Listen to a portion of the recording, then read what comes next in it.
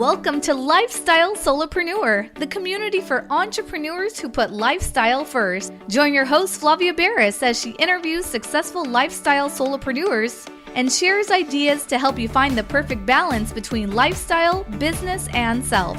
Flavia is an attorney, marketing expert, and founder of several online academies. She's been featured in major media, including BBC World News, The Wall Street Journal, The New York Post, ESPN Television, and more. Join us for this episode of Lifestyle Solopreneur. Lifestyle Solopreneurs, today we get to speak with Jon Ostenson. He is the founder and CEO of FranBridge Consulting, an Inc. 5000 company, and he is a top 1% franchise consultant. Jon is also the author of the best-selling book, Non-Food Franchising. He draws on his expertise as a former Inc. 500 franchise president and multi-brand franchisee in helping his clients select their first franchise investments. Jon is a frequent contributor on franchising for publications such as Forbes, Inc. and Bloomberg. Welcome to the show, Jon. Hey, excited to be here. So excited to have you because I actually love the topic of franchising. I think easy, push the easy button, business in a box. You can be an entrepreneur without having to come up with, reinventing the wheel, or in some cases, inventing the wheel. And it's just such a neat area of entrepreneurship. I can't wait to dive into it. So how did you end up being a franchise expert? What's your journey? Yeah, I stumbled into it. Yeah, like many of your listeners, I spent many years in the corporate world and had a great run. Very thankful for all of that. But I always had this inner desire to be a business owner. And I just didn't know how to connect the dots. I didn't have that $1 million idea in my mind. And about 9 years ago, I had the opportunity to step in and serve as president of Shelf Genie Franchise System, which was a large national franchise company. And I got to support our franchisees day in, day out, running the home office team. And it really developed in me a love for the franchise model. I just saw how so many diverse backgrounds could get involved in running a shared system where we had a playbook and we learned from each other. And the franchisor was supporting us. And really, I took that experience, fast forward, and ended up becoming a franchisee myself of a few different brands. And, I've got good people running those, and it allows me to spend most of my time now helping others explore franchising. What are the top opportunities that can fit them, that are available in their markets, and helping them understand kind of soup to nuts how to get involved. And for listeners who aren't very familiar with franchising, so to them, if you say, hey, a franchise, they're thinking McDonald's or, Starbucks or some big giant brand, and usually food. And they're probably also thinking you need like $5 or $10 million to open a McDonald's or do something of that magnitude. Maybe give us a little bit of the 101, take it back to what is a franchise? We'll boil it down. We don't want to go into the weeds too much. But what is a franchise? How do people get involved? What kinds of people can get involved in franchising? Absolutely. So a franchise, end of the day, is really three things. It's a corporate or home office location providing support to others, to the franchisees under a shared brand. And in exchange, they're receiving some form of financial remuneration for that, what we oftentimes call a royalty, and they're providing support to those franchisees. So there's about 3,500 franchises in America today. And when I say the F word franchise, people usually associate it with fast food, as you mentioned. But there's another side of that. About half of the industry focuses on other things such as health and wellness and home and property services, or your kids, pets, seniors, so many different categories out there. And we love helping our clients kind of understand through the noise, what are the best opportunities. But franchise system, franchising is not right for everyone. Some people are too entrepreneurial and they want to put their thumbprints all over everything. They think they're the smartest guy in the room, no matter what room they're in. But if you have some degree of humility and you're willing to follow a playbook, my humble belief, and based on what I see, and I see a lot, the franchising is just a better path to business ownership for the vast majority out there. And I equate it to having training wheels. You can go out there, but if you got the support of the training wheels, it kind of keeps you in the guardrails and you're able to learn from other franchisees. It's almost like a built-in mastermind. If you've got a franchisor and their team supporting you on the sidelines, and you can get synergy around buying power, because all of a sudden you've got the power of a large system. It's not just you on your own. And obviously, this is a business that's been proven out in other markets. There's product market fit already. So again, we see more interest than ever before, just from a variety of different backgrounds of people looking to get into business ownership. And they're figuring out, hey, maybe franchising is my best path. That makes so much sense. And I know that there's such a wide variety. It's not, like you said, it's not about food. There's services, there's all kinds of businesses. I know personally, I've sort of had my interest piqued where I look, I'm like, oh, there's a franchise opportunity available for in-home senior care, or, oh, well, look at that. That's an interesting franchise, tutoring for kids or music lessons, or, oh, look at this one, starting a pet wash for people to bring their animals and do it themselves, or I'm sure pet grooming exists. Like, what are some, keep that list going, throw some out there to kind of spark a little bit of creativity and brainstorming in people who are listening, thinking, well, what's out there for me where I might dovetail? And, obviously maybe pepper in some from different, because you could probably give a list of like 1,000, probably, and not just 1,000 franchises, but like 5,000 when you think of all the different brands for each one of the service types or product types. But throw some out there that are maybe not as better known and that are interesting and that people might want to know just exist. Yeah, you mentioned in-home senior care. We've had a lot of clients do very well in that space. With the aging population, it's like, how can we cater to those needs that aren't going away, right? But there are businesses tangentially to that. We had some clients that got into in-home senior care and they came back to me a few months later and said, Jon, what's a good tag-on business, to this customer base? And I introduced them to one that provides wheelchair ramps and stair lifts and retrofitting and mobility solutions in the home. It was a great fit that they ultimately moved forward with. But you mentioned pets. I mean, there's more spending on pets than ever before. A lot of articles out there, pet grooming, pet boarding, the kids space. People are always going to be spending on their kids. We've had a lot of clients do well in youth soccer. Of course, you've got all your tutoring or preschool franchises as well. But youth soccer has been kind of a sweet spot. We've had clients do very, very well there. Just had some clients buy 10 trampoline parks recently. Now, that's a big investment right there. These were former McDonald's franchisees that jumped into this. No pun intended, but that's a great space. A lot of smart money these days is flowing into home and property services. A lot of private equity funding and just sophisticated buyers. They're getting involved in these blue collar businesses where you're bringing a white collar approach to kind of a mom and pop type fragmented industry. And two businesses that I own as a franchisee. One is provides asphalt paving and line striping, so think parking lots. Another one provides temporary walls, like containment walls around a renovation project or a construction site, kind of an equipment rental type business. But no, we've got clients getting involved in everything from cabinets to roofing to flooring to pool cleaning. Health and wellness is a big category and a growing category as things become more mainstream. And certainly fitness is a piece of that, but it's also things like infrared sauna, red light, compression therapy, cryotherapy, all these modalities under one roof. We just had a client that bought a business that has like 6 or 7 modalities under one roof. He bought 5 locations. So many different models.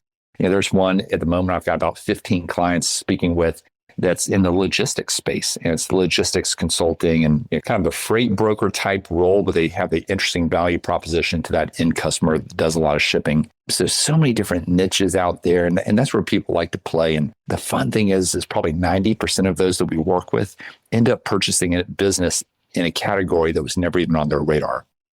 Wow, that's so interesting that they end up just going in a completely different direction than they thought they would. So let's use like an example, like someone fictional. So I don't know, give me a woman's name, any name that comes to mind. Grace. Grace. Okay. And I know a Grace. So I'm actually picturing a person. So let's say there's a woman, Grace, and she is bathing her Labradoodle in her bathtub. Labradoodle shakes, water goes everywhere. And she's thinking, I just wish my little town had one of those dog wash places where you can bring your dog and they've got all the soaps and the water and the proper things and the curtains. And so it just keeps your own house from becoming a total mess. And it's just a better experience. She's like, it's just, I haven't seen one, but I know they exist. I've seen them in other cities, other towns. That's what I want to do. I want to become an entrepreneur. I want to have this like dog wash facility where people can come and bring their pooches.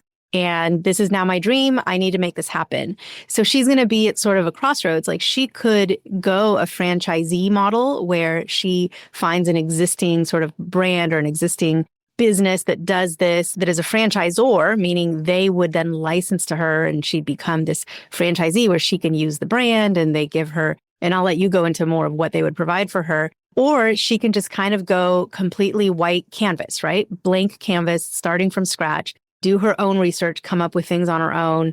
And so what are the pros and cons of each approach for her? Yeah. And either way, she's going to be a local business owner, right? I mean, it is her business. She's not an employee of a franchise if she goes that way. In the case of the franchise, it just shortcuts success. I think that's a good way of putting it. You start on third base, you're stepping into a business model, and there may be brand awareness. There may not be. A lot of industries, they're not like fast food and hotels where brand is everything. Obviously, you step in, you've got all the marketing collateral, but you also have the marketing that's been optimized. And so they've already figured out what it takes to start up a franchise, a new location in other cities similar to yours. They're going to know, hey, here are the Google AdWords that we should be buying. Here's how we should be running social media. There's going to be a lot that's already done for you and optimized. You can step into that instead of having to start from scratch and make the mistakes and spend the money on your own.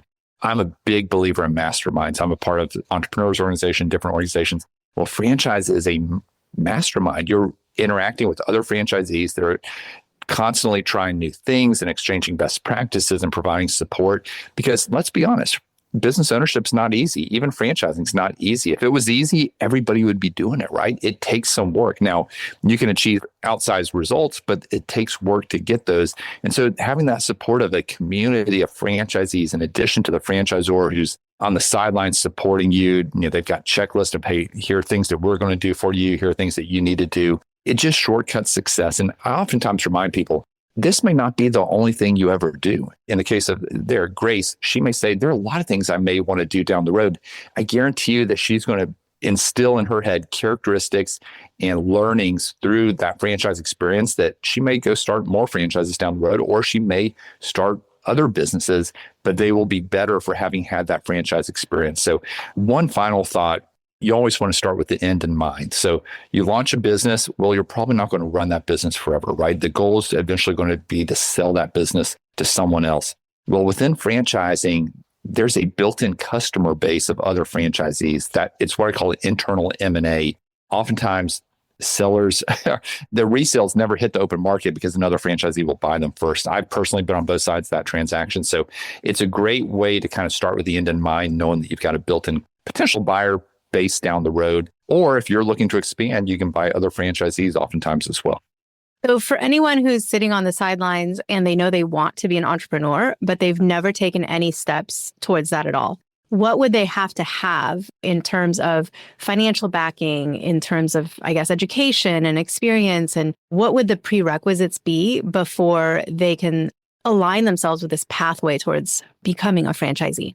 A lot of the businesses that we're talking about are service-based businesses that may not require that customer-facing retail build out. So you can get in at a lower investment level. I'd say most of the opportunities our clients are getting into these days are between, when you look at the franchise fee and the startup cost and several months of working capital, essentially you're all in investment. Oftentimes you're between $150,000 and $300,000. That's where most of them fall. Now, certainly if you're doing a trampoline park or something bigger, that it's going to be well north of that. But 150 to 300 is a good range where a lot of things fall.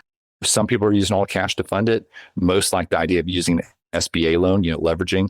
And what that looks like is you might be putting in 50, 60,000 of cash and then using an SBA loan. Obviously, banks prefer lending to franchises just from a predictability standpoint. So we help our clients secure those loans. If you have an old 401k, that could be another way to get involved through what's called the ROBS program, ROBS, where you purchase the business with a retirement plan. So a lot of different ways to make it happen that make it much more achievable. So I'd say, yeah, if they're trying to figure out where do we start, franchises do have a net worth requirement. Oftentimes that could be as low as 150,000 or 200,000. So it is much more achievable than oftentimes people realize. And, you can always start Googling around the different opportunities, but there's just so much noise out there and every company's putting their best foot forward. And even your top 50 list or top 100 franchise list, that different publications put out, companies are usually paying to be on those lists. So it's hard to cut through all of that. And that's where we come in to help people navigate and identify the top ones in their market. And are there any sort of like pitfalls, right? Things that when someone decides, hey, I want to become a franchisee, I want to find the perfect franchise for me, are there things they need to look out for? And like anything in life, I think it's buyer beware, right? Mm-hmm. You have to go into it knowing that you have to do your diligence, you have to do your research, you have to have the right help and consultants. But I think that also dismays a lot of people because they think, look, I don't know how to protect myself. I don't really know what to look for. I don't someone could come and give me a sales pitch, but I don't know if it's the right path for me. So what would you say to someone who hesitates because they feel that they might end up choosing the wrong path?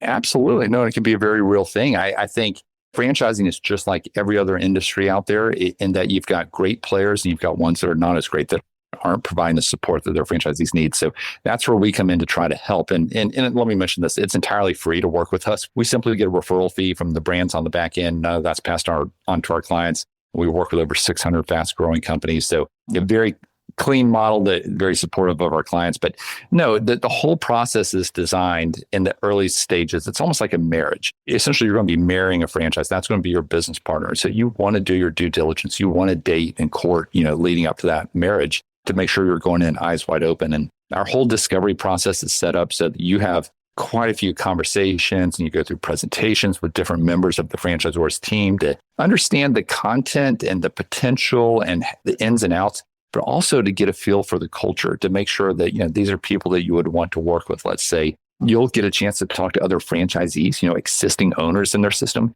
ask them questions and hear about their experience through what we call validation calls. And ultimately, the process usually concludes with spending a day or two at the franchisor's home office, again, getting a feel for the culture, getting to know their team, breaking bread together over dinner. And we hold our clients' hand through the whole process, help them ask the right questions, give them ideas, things to think about. I like for my clients to talk to, at least 3 or 4 franchises out of the gate, oftentimes even more, so that they can compare and contrast. And again, there's an education piece to it. Once they're in the final stages and they're pretty serious about an opportunity, we've got franchise attorneys that we work with that we can bring in to support them and review the agreement with them too. So nothing is 100% foolproof. I'll say that, but we try to get as close to that as we can. And let's flip the tables a little bit, because maybe Grace is sitting there thinking, I've looked at all of the other dog wash places and there isn't a single one that has, a disco theme. And I think I want to create my own disco themed dog wash location and business, and it's going to be the best thing ever. And people get to dance disco while they wash their dog, and there's a disco ball, and this is what I'm doing. And so she's like, yeah, nothing out there fits this. I'm creating a brand. I'm creating a concept. This is my thing. And if she's uber successful, super successful, could she become a franchisor and actually then sell or license or franchise this concept so that others can open their disco dog wash? Absolutely. And I love the idea of the disco dog wash. That's great.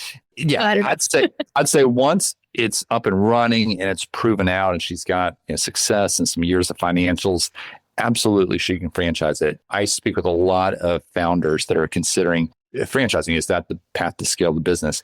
There's some very attractive things about franchising. One, private equity loves franchising. So there's a lot of money out there to potentially back you. There's also just the ability to scale, essentially using other people's money with people that have skin in the game. It's not just employees, but it's actual owners that know their local market, that are passionate about growing the business. But, on the flip side, and just having been a franchisor, I speak from experience, you want to go in eyes wide open. You want to make sure that you are willing to build up the staff to support these franchisees. They're going to have expectations of you. You want to align clearly in the beginning on what it is you're doing for them, what they need to do on their own, and just make sure the expectations are clear. But you want to make sure that you're well capitalized, again, that you're staffed up, ready to support them. And if you don't have any prior franchise experience, something I like to see in those emerging companies is that they import that they bring franchise experienced people onto their team. They may know the industry, they're also bringing the franchising just because it's a different animal, that whole idea of supporting remote owners all around the country. So yeah, I'm always happy to talk with any of those. We don't personally take companies through the process, but I've got a great partner that does. I'm always happy to share perspectives and things to think about. You wrote a book on this topic. I mean, you wrote the book, Non-Food Franchising, and very generously, you're making that book available. Someone can get a free copy of the book. There's a couple ways to get it, right? Tell us about the book first, and then we'll go into how to get the book. Yeah, I try to pack as much content into 90 pages and make it very readable. And as a result, most people I engage with have actually read the book by the time we get on a call. But no, we've sold thousands of copies. All the proceeds go to Hope International, which is a great nonprofit that we support. And it's been great. It's been out 2.5 years. And, we cover industries in there, financials, we cover share case studies. We talk about the FDD, the franchise disclosure document, and kind of break that down. We talk about franchising versus startups, franchising versus the whole idea of entrepreneurship through acquisition, through buying a resale of a business. What are the trade-offs, pros and cons? And so, yeah, we've gotten great feedback on it. And like you said, would love to share a free downloadable copy with any of your listeners. If they come out to our website, FranBridgeConsulting.com, FranBridgeConsulting.com, share their email address. We'll reach out with downloadable options, whether they prefer PDF style or an ebook or audiobook. Happy to share all of those. We're also going to be adding that link into our vault where we keep all of the freebies, resources, and just helpful things that our guests offer. So you can access that link also at podcastguestgift.com. That's podcastguestgift.com. And again, we'll keep all of the kind of a running tab of all the different resources that our amazing guests offer. So either way, franchisebridgeconsulting.com, or you can go to podcastguestgift.com. Jon, so tell us a little bit about how you would inspire someone to sort of get off the chair or the sofa or, wherever they are. Maybe it's a standing desk. So just like turn and walk and take some action and take some steps. What is sort of that first thing someone should do if this inspired them? And is it to get the book, or is there some other step they need to take before that momentum wears off? Yeah, well, I think the book is a great first step. But no, I'd say I just have these conversations multiple times every day with professionals of all different backgrounds, from doctors and lawyers to mid-career professionals to maybe existing business owners that are thinking about doing it again. But what I found is so many people have that innate desire to become a business owner, and they just don't know how to connect the dots. They don't know what that idea is. And one thing they need to realize is there's never a perfect time to buy a business. The stars will never perfectly align. In fact, life usually gets busier when you're thinking about starting a business. But I just talked to so many individuals that are so thankful they did it years ago and have never looked back. And so, it's entirely no commitment to kind of dip a toe in the water and, get off the couch, as you say. And what I found in my career is activity breeds activity. And typically when you start moving towards option A or option B, then option C appears out of left field. So I think just getting in motion and starting to take steps, that's when things really come together. So I'd encourage people to get off the couch and get in the game. I love it. Well, thank you so much, Jon. Speaking to you it just sparks interest, right? Like, and also gets those creative juices flowing. Like, wouldn't it be amazing to create a brand and franchise it someday and be that franchisor, disco dog wash or whatever other idea someone has. But it's also so great to know that to become an entrepreneur, you don't have to come up with your own brand and concept and systems and product sourcing and it's a pretty heavy lift to be the creator of a new business that's never existed before. But I think the world of franchising really is that middle ground between the two. And so I thank you so much for being here and for sharing your wisdom and that inspiration and, getting people off that chair so they can take a step towards whatever their dream is and to do it in a way that's educated and coming from a place of knowledge. Thank you so much, Jon, for everything you do. Great. Thank you. Hey everyone, thank you so much for joining us, and I hope you enjoyed the show.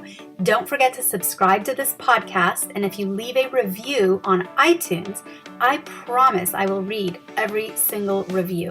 If you know someone who makes a full-time living from part-time work, and maybe this is you, please visit lifestylesolopreneur.com to nominate a guest or to nominate yourself. Because remember this, money doesn't buy happiness. But money in the hands of a happy person, there is no greater tool. Today's episode was brought to you by the Get Shift Done program. It's a lifestyle-changing online class to help you define your business and lifestyle ambitions and to set goals in a way you've never experienced before. This class will 10x your daily productivity with methods that will blow your mind. And if you use a coupon code podcast, the class tuition is 99% off. Visit GetShiftDone.com to enroll today.